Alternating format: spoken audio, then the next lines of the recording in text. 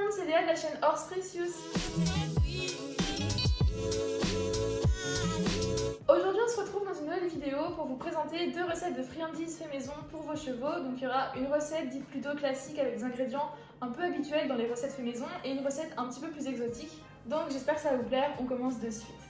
On commence d'abord par préchauffer le four à 150 degrés, au moins c'est fait.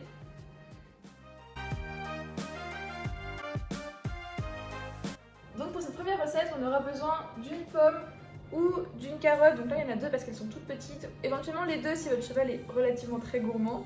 On aura également besoin de miel. Donc là c'est un miel d'apiculteur, c'est du miel d'acacia mais peu importe au final. Et puis bien sûr 2 flocons d'avoine. Là il y en a énormément, pas besoin d'autant, vous verrez dans la recette. Il nous faut également un petit peu d'eau, donc un verre d'eau ça suffit généralement. Avec un bol pour pouvoir mélanger tout ça. Bien sûr une plaque de cuisson ou quelque chose qui va aller dans le four avec le papier aluminium sur lequel on posera les ingrédients. Et enfin, pour mixer le tout, soit vous avez la chance d'avoir un robot mixeur, quelque chose qui fait ça automatiquement, sinon vous prendrez un petit pilon pour pouvoir appuyer manuellement en fait sur les ingrédients. On commence par peler le tout.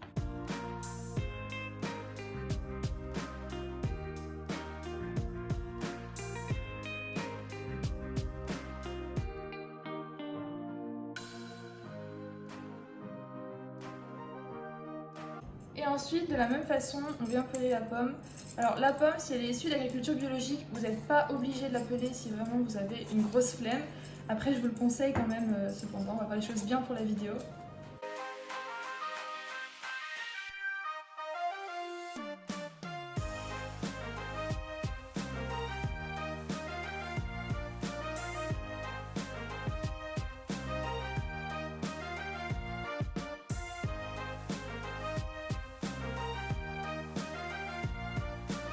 Donc ensuite on change de plan, on vient ici parce qu'on a l'électricité pour pouvoir brancher le robot. On vient mettre petit à petit les fruits progressivement dedans et puis utiliser le mixeur, donc c'est parti.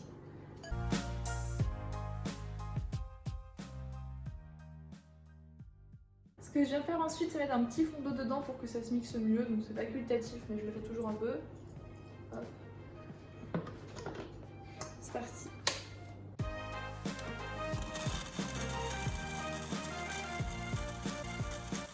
Ensuite, on vient rajouter le flocon d'avoine à notre petite mixture qui est juste là. On met environ une dizaine de cuillères. Ça va dépendre un petit peu de ce que vous voulez faire comme mixture.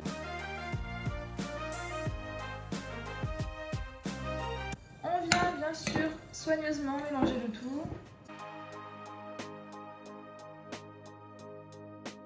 Ensuite, on vient rajouter une cuillère à soupe de miel. Donc ici, c'est du miel d'acacia en l'occurrence. Peu importe en fait en soi, du moment que c'est du bon miel.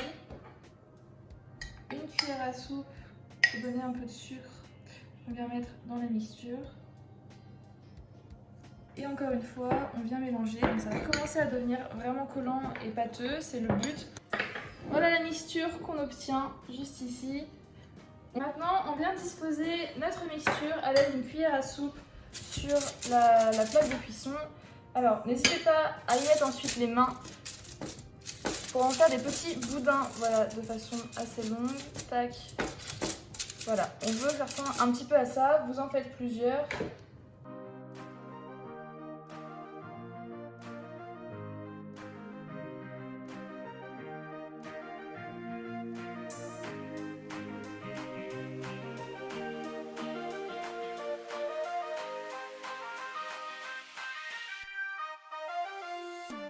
On vient ensuite gentiment couper nos petits rondins, donc on les coupe qui fait en fait 3 parties distinctes de façon à ce que ça soit homogène au niveau de la cuisson en fait tout simplement.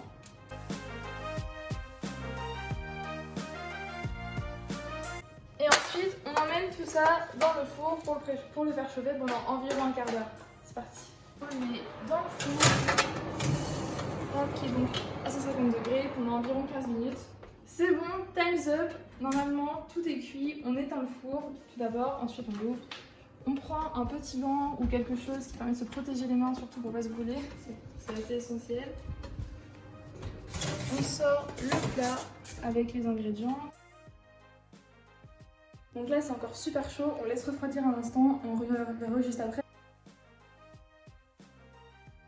La prochaine recette, ça va être une recette un petit peu plus exotique avec de nouveaux ingrédients comme une banane, de l'huile de coco. Donc ça va être une recette réellement nouvelle pour nos petits chevaux.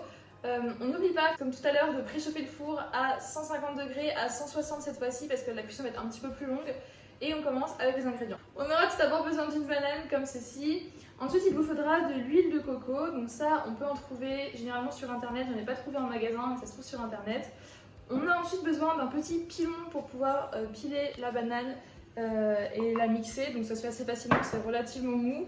Ensuite, il nous faut toujours des flocons d'avoine et puis quelques ustensiles. Donc une cuillère à soupe, un couteau, un petit peu d'eau comme tout à l'heure, éventuellement un saladier et une plaque de cuisson avec le papier aluminium.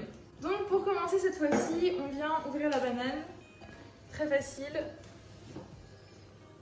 Et puis on vient dans le mortier plutôt la couper, hop.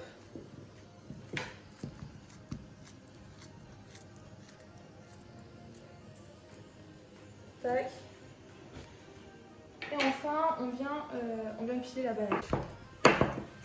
Voilà, une fois que la banane ressemble vraiment à de la purée, on vient la mettre dans le saladier transparent comme cela. Voilà, de la purée de banane. Et on vient ensuite rajouter des floconnés d'avoine. Donc là, on vient mettre 5 cuillères à soupe cette fois-ci. Et non pas une dizaine comme tout à l'heure.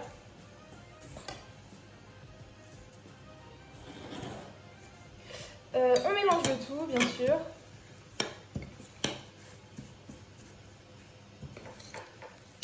Et on vient rajouter de l'huile de coco. On vient verser ensuite environ une cuillère à soupe d'huile de coco. Alors, je l'ai fait.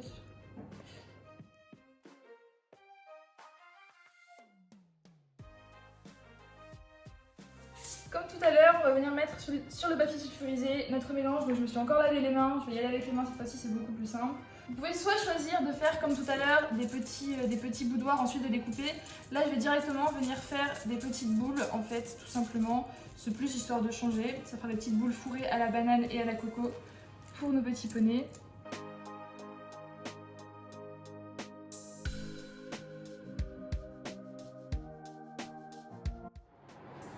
C'est parti pour 30 minutes de cuisson, on enfourne la deuxième fournée. C'est parti, on vient sortir du four maintenant de petites friandises avec la noix de coco.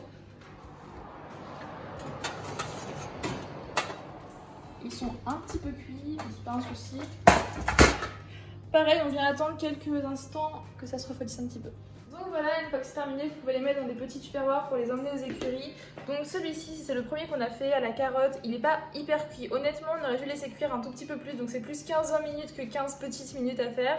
Et ensuite à côté, ils sont encore en train de refroidir, on a ceux qui sont à la coco avec la banane. Ça sent vraiment super bon pour qui aime la noix de coco. Vraiment, l'odeur est... J'ai vraiment très envie d'y goûter. Donc voilà, maintenant on va aller aux écuries voir Vulcaine, on va lui donner les friandises et on va voir laquelle elle préfère et si elle aime tout simplement. C'est parti, on y va ensemble. Bon du coup on est devant les écuries avec Vivi, on va lui donner les petites friandises. Je vais essayer d'en prendre une dans chaque main pour voir laquelle elle veut goûter en première. Bon alors Vulcaine, ça c'est carotte, ça c'est coco banane, qu'est-ce que tu préfères? Elle a vraiment pris la première, c'était coco. Est-ce que c'est bon? Elle a dit oui hein. Et lui? Là il y a les carottes dans celui-là. Ah, elle aime pas. Si ça, elle aime bien. Oui, elle aime pas la coco, mais elle adore la carotte. Attends, on va redonner carotte alors.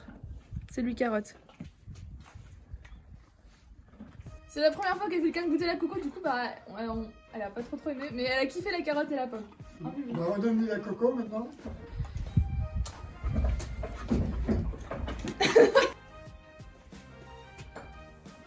Elle aime, ça c'est carotte. Je crois que Vulcaine aime nos friandises.